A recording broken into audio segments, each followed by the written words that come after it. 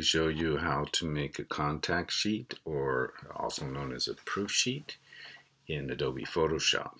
So I'm already open in Photoshop here, and I'm going to go to File, Automate, and Contact Sheet 2. Click on that, and this dialog box will open. I'll make sure I have chosen the file, which is called Budawal, where I want to take the images from.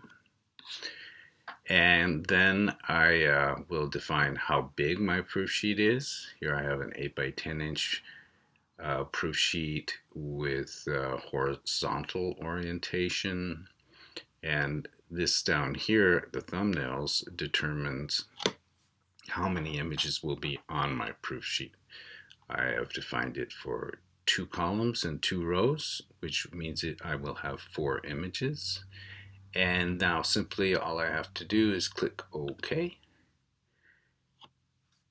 And Photoshop will open those images and create smart objects and place them on the proof sheet for me. Depending on how fast your computer is and how many images you are opening will determine how quickly this process goes. There you have it.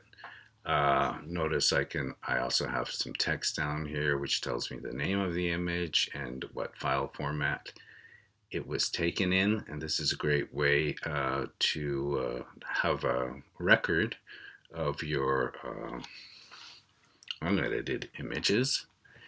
And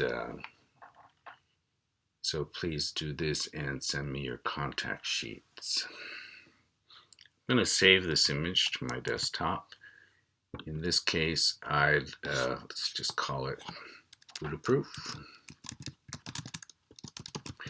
And I'm going to save it, in this case, as a JPEG file, since I'm going to be sending it electronically. Unclick this embed color profile, because JPEGs are always sRGB, and click Save. And there you have it.